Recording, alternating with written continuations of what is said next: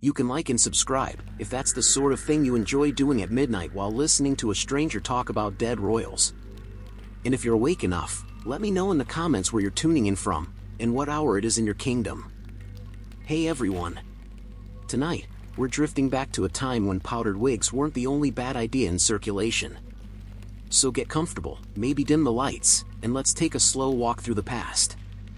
We'll be starting in Qing Dynasty China, a place where court intrigue, long robes, and highly questionable personal hygiene could all come together in one depressing life story. And we're going to talk about one of the worst jobs imaginable, being a brothel boy. Because apparently, history has no shortage of people having very bad jobs, and this one was especially unfortunate. Now, the Qing dynasty stretched from the 1600s to the early 1900s. That's about 300 years of emperors with long beards, elaborate palaces, and the deeply misguided confidence that everything they did was naturally the pinnacle of civilization. But, like every ruling elite, they needed entertainment. And not just the kind involving poets and musicians. Enter the brothel boy. It's worth clarifying what this meant. Brothels in Qing-era China weren't just for wealthy merchants and traveling officials looking for a good time. They were also social hubs. A place where political alliances were quietly discussed, poems badly recited, and expensive wine spilled onto sticky wooden floors. Inside, there were layers of sex work. The courtesans at the top had refined skills, calligraphy, music, witty banter, the works. These women were almost like celebrities, selling companionship alongside their actual services. Then there were the ones who didn't quite make the A-list. The less glamorous, less lucky workers who simply did what needed to be done to keep food in their mouths. And then, there were the boys. Being a brothel boy wasn't exactly a career path anyone aspired to. Families didn't sit down over dinner and say, "Son, one day, if you work really hard, you could fetch warm towels for exhausted courtesans." It usually started with debt. Parents falling behind on rent, crops failing, or someone gambling away the family's rice supply. Children, especially boys, were sometimes sold into service. Brothel boys handled everything. They lit the lamps, cleaned up the endless mess of drunken clients, and fetched tea that was almost immediately forgotten. Some had to keep instruments tuned, or shuffle around the gambling tables, looking attentive while everyone ignored them. And, of course, many were exploited more directly. Which makes this one of those grim reminders that history is not just powdered wigs and golden thrones. A lot of it is people stuck in miserable positions, waiting for the evening to end. The strange thing is how normalized all of this became.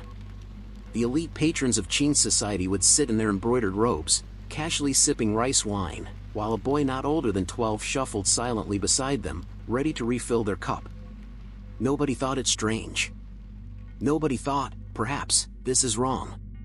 Because in a world where emperors had near absolute power, and hierarchies were carved deep into everyday life, someone always had to be at the bottom. And that meant the brothel boy. Now, of course, the emperors themselves weren't visiting the same seedy establishments as traveling merchants. They had the Forbidden City, which was essentially a giant, gilded brothel of its own kind. Hundreds of concubines, eunuchs, and servants all woven into the emperor's daily existence. And here's where things get even more depressing. The eunuchs, the men castrated to serve in the palace, were in constant contact with young boys who had been sold into their world. Many eunuchs had once been poor boys themselves, cut off from family and forced into service. And they repeated the cycle. They recruited younger boys, trained them in obedience, and introduced them into the system of palace service. If you were unlucky enough to be selected for this, your life became a long, monotonous cycle of fetching tea, arranging robes, and listening to emperors complain about how heavy their ceremonial crowns were. Which, by all accounts, was very heavy indeed. The irony is almost unbearable. The Qing court saw itself as a place of refinement, a beacon of Confucian values. Yet right underneath the poetry recitals and philosophical chatter, young lives were being ground down. It's easy to imagine the scene. A drunken scholar, cheeks flushed red from too much rice wine, badly quoting lines of Tang poetry. Around him, the courtesans laugh politely, fanning themselves in the smoky air. And there's a boy in the corner, no one even looks at him, waiting for a hand signal to bring another jug of wine. He's invisible, except when he makes a mistake. If you're wondering what the prospects were for these boys, well, they weren't great. A handful might eventually work their way up into management roles, supervising new recruits. Some might attach themselves to a wealthy patron who offered protection. But many simply aged out of usefulness. When you were no longer young and silent and invisible, the brothel had little interest in you. And outside the brothel, society wasn't exactly forgiving. These boys carried stigma. Even if they had done nothing wrong, they were marked by association. Try getting married after being known as the boy who worked in a brothel. Families weren't exactly lining up. So most stayed in the shadows. Serving wine. Cleaning floors. Watching as their lives quietly slipped past. It's a reminder that while emperors and generals had their names etched into marble, the majority of people in history had lives like this. Anonymous, overlooked, and profoundly unlucky. And, of course, the emperors never noticed. They were too busy worrying about their own fragile egos. Take the Kangxi Emperor, for example. He reigned for more than 60 years, and is often celebrated as one of China's greatest rulers. He loved order, scholarship, and expanding territory. But do you think he ever once asked how the brothel boys were doing? Probably not. He was more concerned about Jesuit missionaries teaching him geometry, and making sure the palace banquets had enough rare bird nests in the soup. Another layer of irony comes from Confucian morality itself. Officially, society frowned upon brothels. Prostitution was technically illegal, often raided, and condemned as immoral. But in practice, the same officials enforcing these laws were frequently found enjoying a quiet evening at one.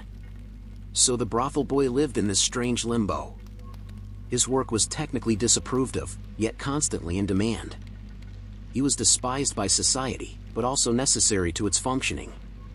That's a miserable kind of importance. Imagine the day-to-day grind.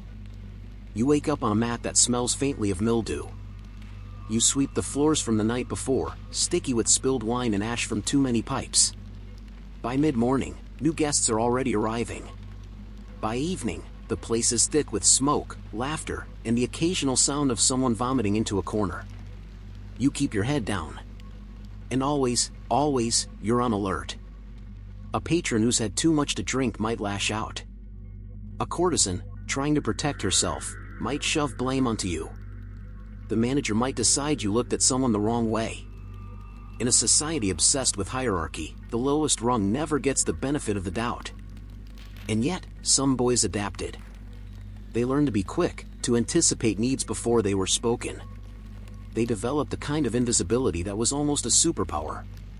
In a way, this was survival, be useful, but never noticeable.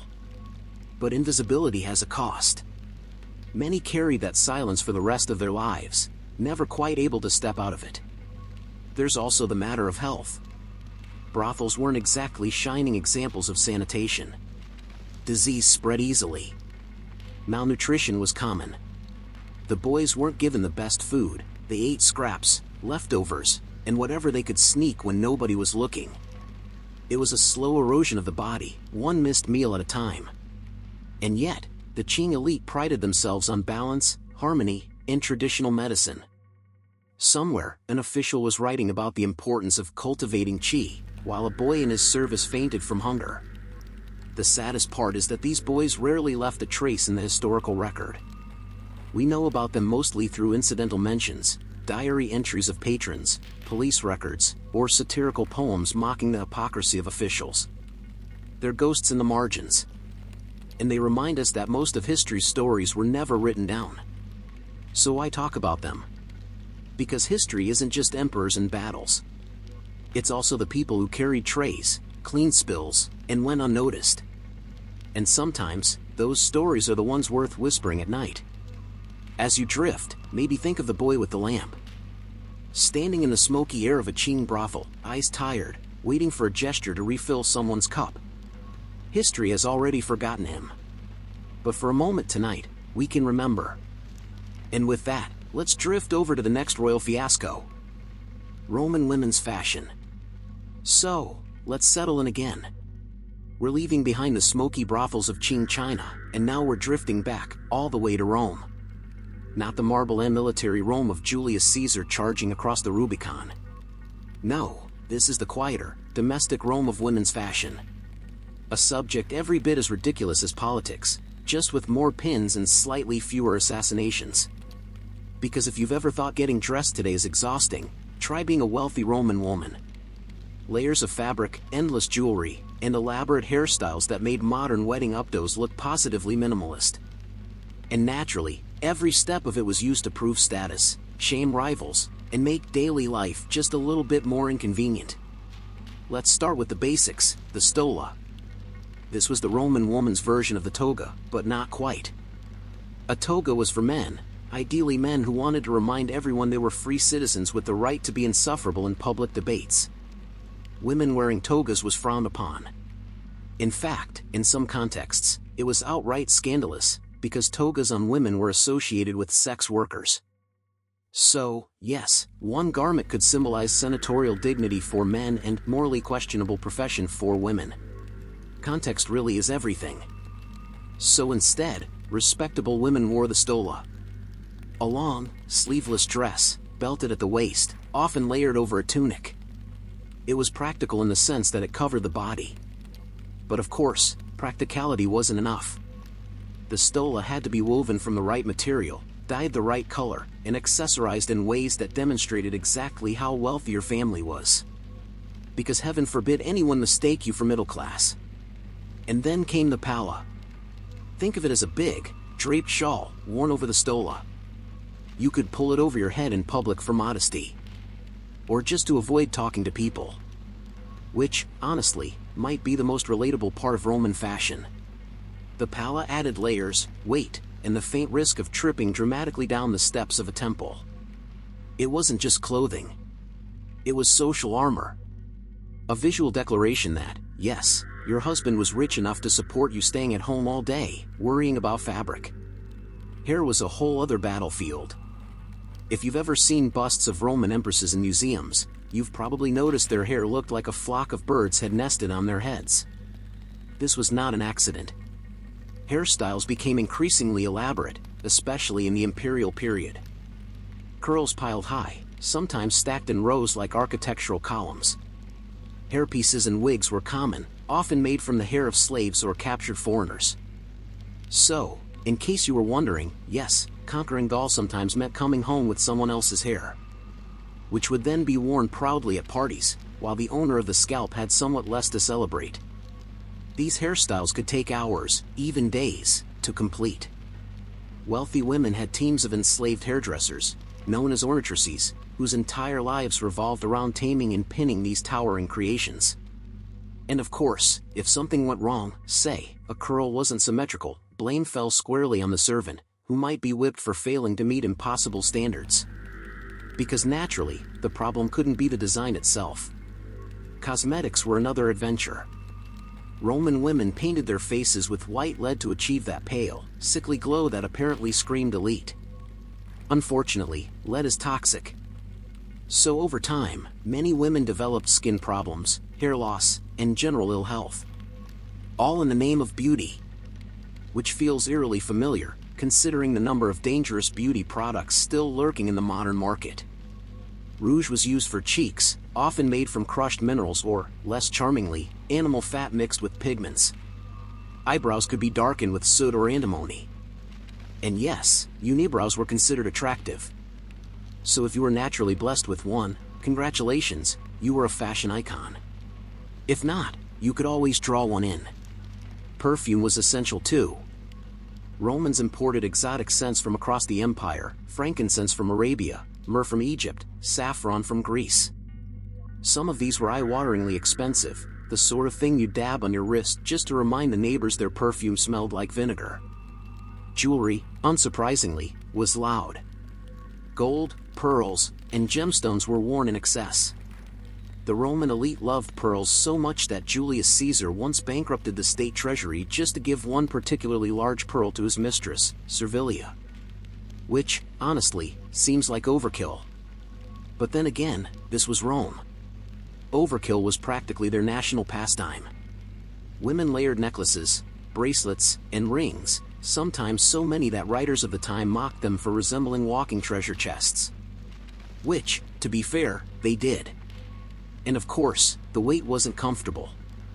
Imagine carrying around several pounds of metal and stones every time you went out to buy bread. Now, let's not pretend everyone in Rome dressed this way. The vast majority of women, enslaved, poor, or simply not part of the upper crust, wore simple tunics and practical sandals. Fashion in Rome was as much about exclusion as it was about expression. The elaborate stolas, hairstyles, and jewelry served as constant reminders of hierarchy. They told the world who had the luxury of spending hours getting dressed, and who didn't. But that didn't stop the elite from complaining. Roman satirists, like Juvenal, loved to rant about women's obsession with fashion.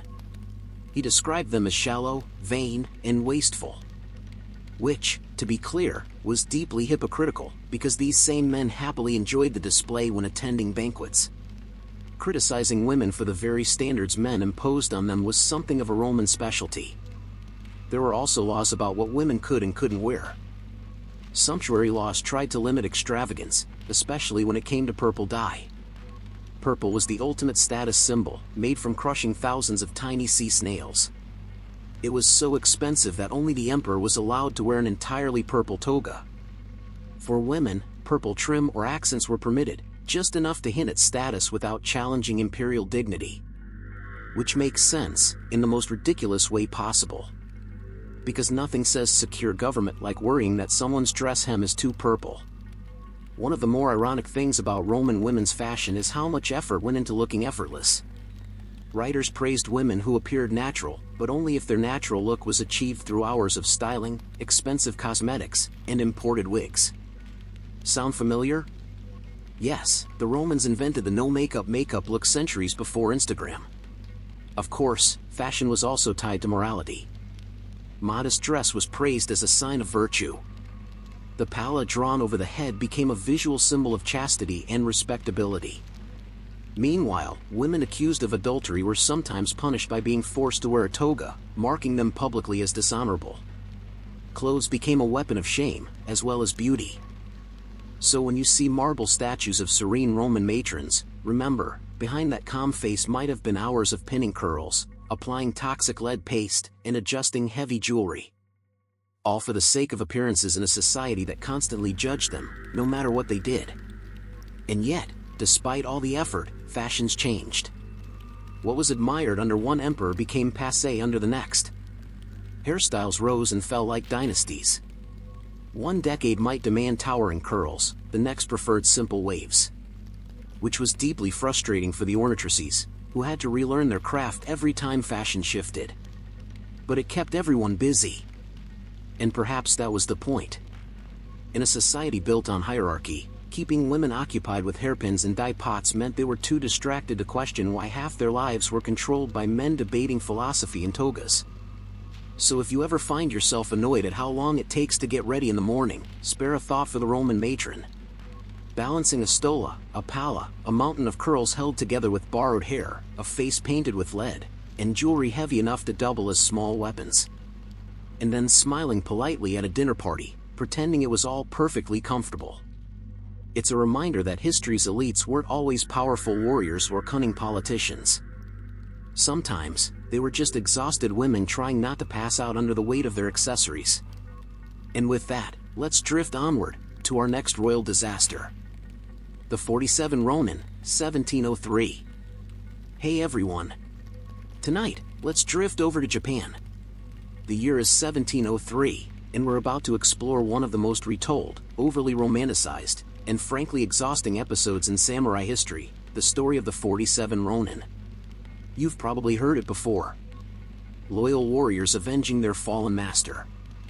Honor, revenge, cherry blossoms, dramatic sword fights under the snow. It's been turned into plays, books, movies, even that film where Keanu Reeves somehow showed up in medieval Japan. But behind all the kabuki theater and Hollywood melodrama was a much slower, sadder, and strangely bureaucratic story. Because nothing says epic tale of vengeance like months of planning meetings, disguises, and the Japanese equivalent of paperwork. Let's start with the basics. The year is 1701. We're in Edo, which would later become Tokyo. At the shogun's castle, a young daimyo named Asano Naganori was preparing to host an important ceremonial reception. This was a big deal. Hosting officials was one of those events where everything had to go perfectly, like organizing a royal dinner party, except with more swords and significantly fewer salad forks. Asano's problem was etiquette. Court rituals in Edo were complicated, coded, and unforgiving. You couldn't just stroll in and say, "Welcome, sit wherever you like." There were bowing orders, gift orders, walking orders, basically, everything short of an IKEA-style instruction manual for human interaction. To help him, the shogun had assigned a senior courtier named Kira Yashinaka. His job was to instruct Asano in the delicate art of ceremonial etiquette. Which sounds helpful. Except Kira was, by most accounts, a deeply unpleasant man. Greedy, arrogant, and easily insulted. Think of him as the kind of coworker who forgets to reply all on purpose. The tension built quickly. Kira apparently expected bribes and expensive gifts from Asano, as was customary. Asano, being either too proud or too stingy, didn't give him enough. So Kira retaliated, by humiliating Asano, ridiculing his lack of etiquette, and making him look incompetent in front of everyone. Now, samurai were supposed to embody calm dignity. Stoicism. The ability to endure insults without showing emotion.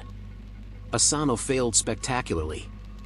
On April 21, 1701, inside the shogun's castle, Asano lost his temper. He drew his short sword and slashed at Kira.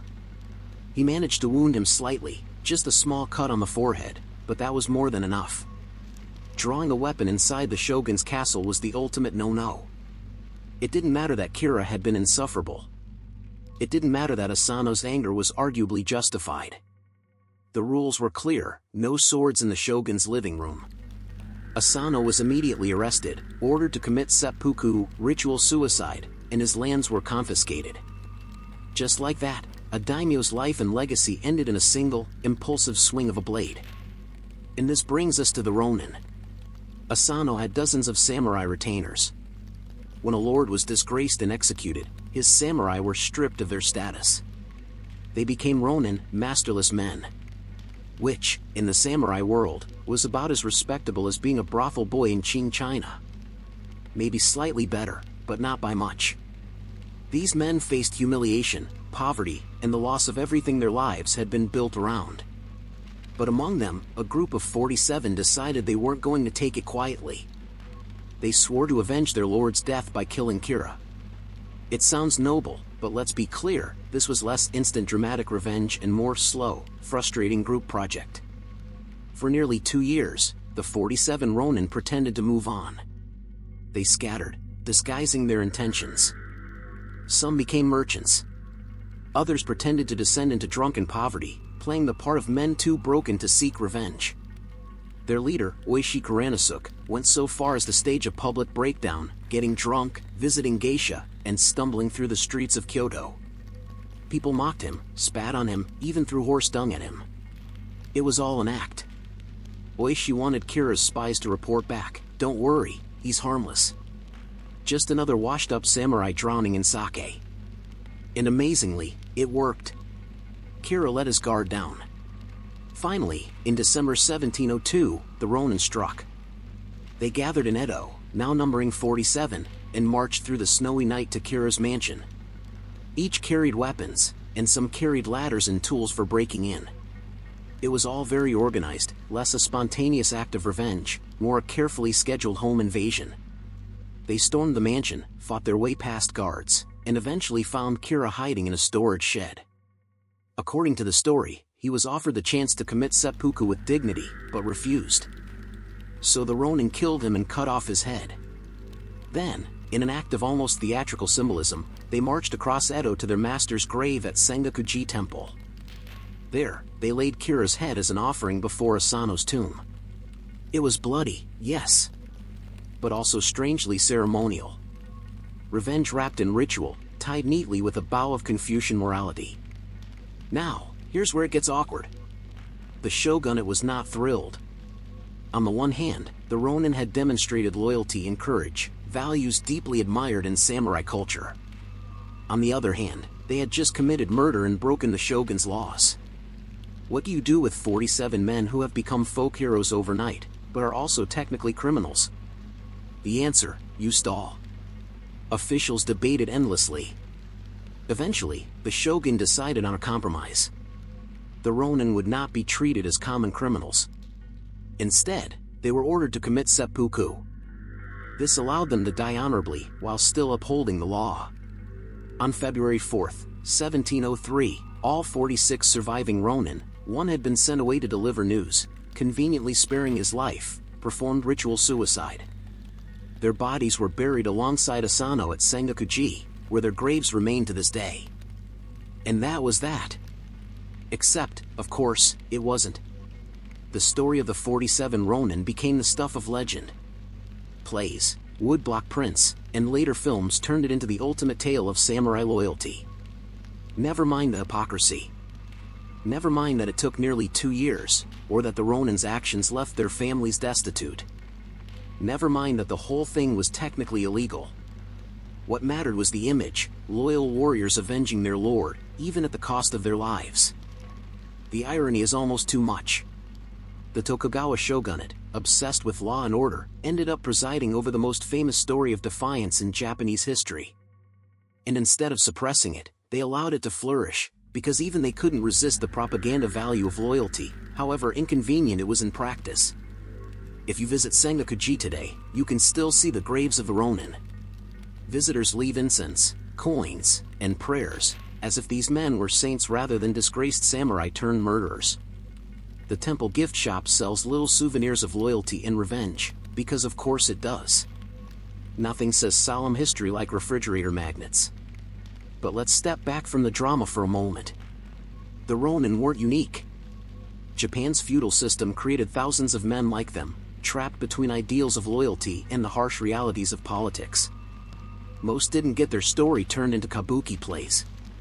Most just drifted into poverty, taking odd jobs, perhaps guarding warehouses or running errands for merchants. The 47 became famous not because they were exceptional, but because their story was too neat, too cinematic, to ignore. And maybe that's why it's lasted. Not because it reflects reality, but because it doesn't. So, if you're drifting off tonight, picture the scene. Snow falling quietly over Edo. 47 men in worn armor, carrying lanterns, marching slowly through the night. They're cold, they're tired, and half of them are probably wondering if this was really a good idea. But they keep walking. Because sometimes, in history as in life, people cling to ideals not because they make sense, but because without them, they'd have nothing at all. And with that, let's drift onward, to our next tale of royal misfortune. Hey everyone! Let's stay in Japan for a while longer. We've already trudged through samurai honor and snowy revenge, so tonight let's drift into somewhere warmer, stranger, and far less noble. The Yoshiwara Pleasure District. If Edo, the city we now call Tokyo, was the beating heart of Tokugawa Japan, then Yoshiwara was its slightly diseased liver. A neighborhood built for entertainment, dreams, and quietly ruining your health. It was glittering on the surface, miserable underneath, and exactly the kind of place history likes to dress up in pretty costumes while ignoring the smell of the back alley. Yoshiwara was officially established in 1617, after the Tokugawa shogunate decided prostitution was too widespread to suppress. Which is historians speak for, everyone was already doing it, so the government thought it might as well tax it. Their solution was to gather all the brothels into one walled-off district, far enough away to be controlled, but close enough to keep business thriving. So imagine a neighborhood fenced in, with gates that closed at night. Inside, an entire economy of entertainment flourished: tea houses, theaters, shops, gambling dens, and of course, the brothels. The city authorities called it regulation. Everyone else called it a good time. But Yoshiwara wasn't just about sex. At least, not officially. It was presented as a world of sophistication, art, and culture.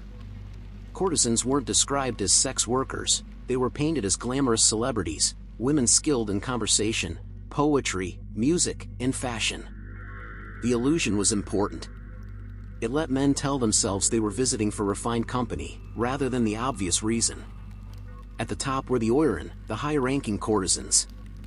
These women were the superstars of Yoshiwara. Their outfits were outrageous, layers of silk, hair styled into impossible shapes with dozens of ornate pins, and platform sandals so tall they required assistants to help them walk. And walk they did, processions through the main streets, trailed by attendants, while gawkers crowded to admire them. Think of it as a red carpet premiere, but with more incense smoke and fewer cameras. An evening with an oiran was not a simple matter. A patron had to prove his worth with extravagant gifts, expensive banquets, and repeated visits before he was even considered. Which meant that for most men, actually sleeping with an oiran was more of a fantasy than a reality. The ritual of pursuit was the point, not the outcome. Below them were the lower-ranking courtesans, who had fewer privileges and far less glamour. Their lives were harder, shorter, and rarely celebrated in woodblock prints. They served more clients, earned less, and were often trapped in cycles of debt that made leaving nearly impossible. And at the very bottom were the streetwalkers and unlicensed workers, the ones who couldn't even get inside Yoshiwara's walls.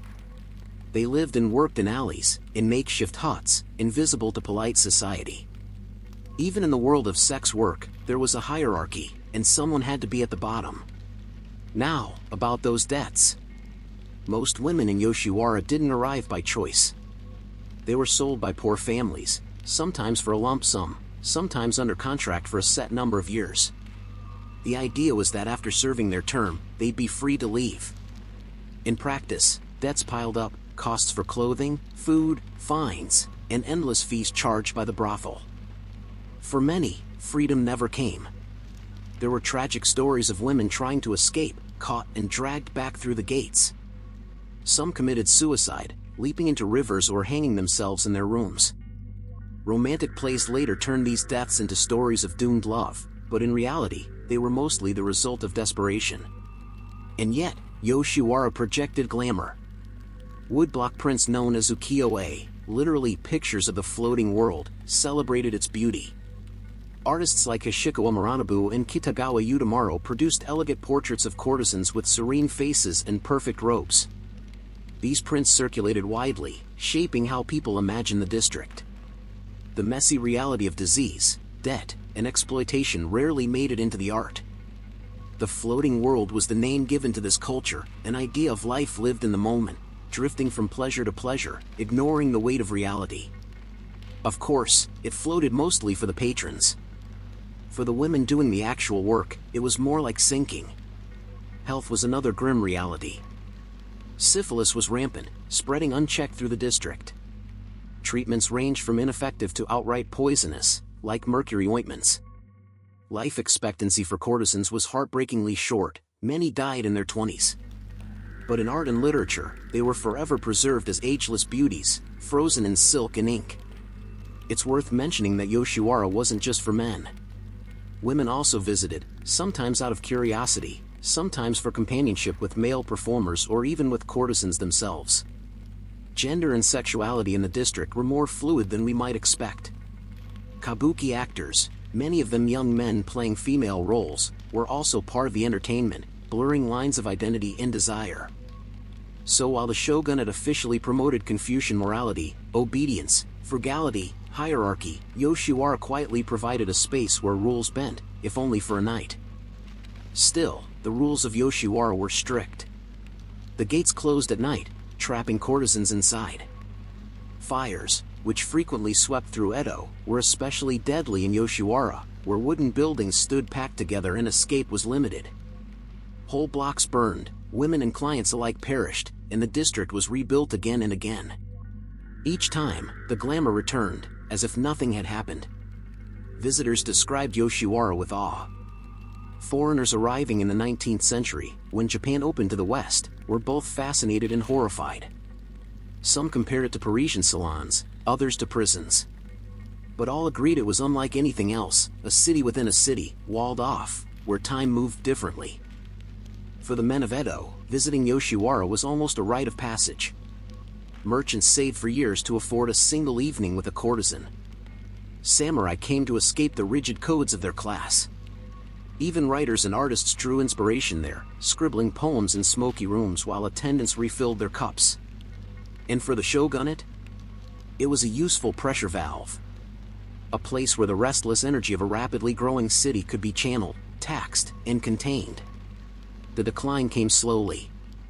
By the 19th century, social changes, Western influence, and the spread of unlicensed brothels outside Yoshiwara eroded its importance. When prostitution was finally outlawed in Japan in 1958, Yoshiwara's centuries-long reign as the official pleasure district ended. The neighborhood still exists today, now just another part of Tokyo, but its legacy lingers in art, literature, and memory. So what do we make of Yoshiwara? It was a place of contradictions. Glamour built on suffering.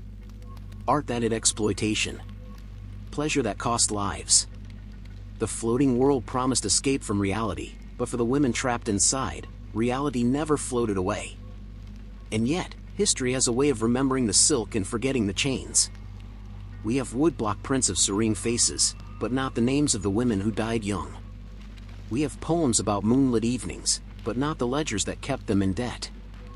So if you're drifting to sleep tonight, picture the lantern-lit streets of Yoshiwara. Music drifting through paper screens. Perfume mingling with smoke. An oiran passing by, her robe shimmering, attendants carefully guiding her impossible sandals. She looks untouchable, perfect, divine. And somewhere behind her, another girl sweeps ashes from the floor, counting debts she knows she'll never repay. That was Yoshiwara. Beauty and misery, side by side. A floating world, anchored firmly to the ground. And with that, let's drift on to our next royal disaster.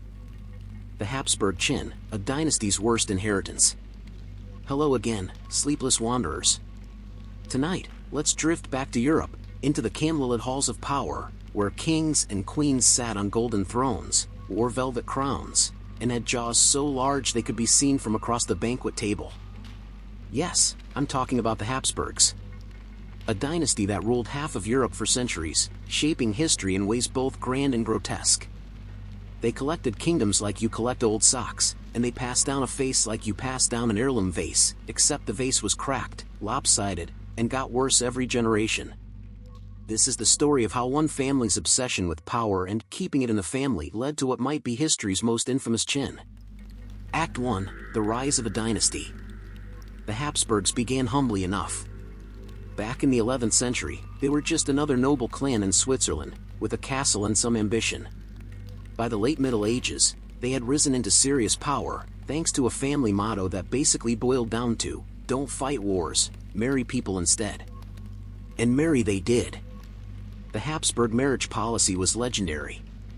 Instead of wasting soldiers, they wedded their way into new territories. A rhyme from the 15th century summed it up. Let others wage war, thou, happy Austria, marry. Through carefully arranged unions, they acquired Austria, Burgundy, Spain, Bohemia, Hungary, and more. By the 16th century, the Habsburgs ruled an empire so vast that people said the sun never set on it. And yet, the sun did shine, very brightly, on their lower jaws. Act 2, The Qing arrives. You see, dynastic marriages are great for collecting land. Less great for genetic diversity. By marrying cousins, nieces, and occasionally uncomfortably close relatives, the Habsburgs ensured their royal bloodline stayed pure. But what purity really means in genetics is, sooner or later, things start to go wrong. And what went wrong for the Habsburgs was the face. The Habsburg jaw, also called mandibular prognathism, was a hereditary condition where the lower jaw juts forward, making the chin massive and the mouth misaligned. It wasn't just a cosmetic oddity, it caused real problems, difficulty chewing, drooling, and trouble speaking clearly. The first signs appeared in the 1400s, with Duke Leopold III of Austria. His portraits already show a prominent chin. Over the generations, the feature grew more dramatic, each marriage between cousins cementing it further. By the 1600s, the Habsburg chin had become the dynasty's most recognizable feature, so much so that you could tell someone was royal just by their jawline. Act 3, Portraits don't lie. Now, portraits in this era were flattering. Court painters were basically early Photoshop. They slimmed waists, added heroic stances, and brushed away wrinkles. But even with all the artistic generosity in the world, Habsburg chins still came through. Take Charles V, Holy Roman Emperor. His jaw jutted so far forward it could have been used as a small shelf. Or his son, Philip II of Spain, who had a chin like a shovel. By the time you get to Charles II of Spain, the last Habsburg of that line, the chin had reached its final, catastrophic form. Act 4, Charles II, the tragic end. Charles II of Spain, reigning in the late 1600s, was the ultimate product of too much inbreeding. His family tree wasn't a tree, it was more like a wreath. His parents were uncle and niece, and his grandparents were also closely related. The result was not just a big chin, but a body that struggled under the weight of centuries of genetic recycling. Charles was described as weak, sickly, and mentally delayed. He had trouble eating because his teeth didn't meet properly, he drooled constantly, and he was infertile. His advisors tried desperately to secure him an heir, but no amount of marriages could undo his biology. He died childless in 1700 at the age of 38, ending the Spanish Habsburg line. The European powers immediately went to war over who got Spain next, because nothing says rest in peace like a continent-wide inheritance fight. Act V, the science of the chin. Now, you might be wondering, was it really inbreeding that caused the Habsburg jaw? Or was it just a family trait that got exaggerated? Modern geneticists have looked into this. A study in 2019 analyzed 66 Habsburg portraits from 15 centuries. They confirmed the jaw deformity became more severe over time and correlated with high levels of inbreeding. The conclusion: yes, marrying your cousins for 200 years will, in fact, give you a chin that could double as a battering ram. Act 6, the daily struggles. The jaw wasn't just a funny feature. It made everyday life difficult. Chewing meat? Nearly impossible. Speaking foreign languages? Even harder when your mouth can't close properly. Diplomacy at lavish feasts must have been a nightmare. While other monarchs nibbled delicately, the Habsburgs were drooling into their wine goblets. It also carried stigma. Court gossip was merciless, and enemies used the chin as propaganda. Pamphlets mocked the Habsburgs as deformed, God's punishment for their arrogance. Yet at the same time, the chin was proof of their legitimacy, visible evidence of the bloodline. If you had the jaw, you had the crown. Act 7, the chin in culture. The Habsburg jaw left its mark beyond politics. Artists exaggerated it in satirical prints. Poets referenced it as a symbol of excess. Centuries later, it's become a case study in medical textbooks, a cautionary tale of what happens when dynasties close their gene pool too tightly. And yet, despite the drool and the deformities, the Habsburgs remained powerful for centuries. Their empire outlasted many others, their marriages reshaped Europe, and their jawline has become one of the strangest, most recognizable symbols of royal history. Act 8, lessons from the chin. So, what do we take from all this? The Habsburgs show us the limits of power. You can control kingdoms, armies, and treasuries, but you can't control genetics. You can bribe painters to flatter you, but not to make chewing easier. You can declare yourself chosen by God, but your chin still betrays your humanity. And perhaps most of all, history remembers the oddest things. These rulers commanded continents, fought wars, passed laws that shaped millions of lives. But when we say Habsburg today, most people think of the chin. Not their victories, not their castles, just the jaw. Epilogue, drifting into sleep. So, as you close your eyes tonight, imagine the great banquet halls of Vienna and Madrid. Tapestries fluttering, courtiers bowing, golden goblets raised in toast. And at the head of the table, a monarch with a jaw so mighty it casts its own shadow on the wall. The laughter echoes, the music swells, and beneath it all lies the soft, wet sound of someone drooling into their beard. That was the Habsburg Dynasty. A family who ruled the world, but couldn't escape their own reflection. A reminder that power fades, but chins endure. Sleep well,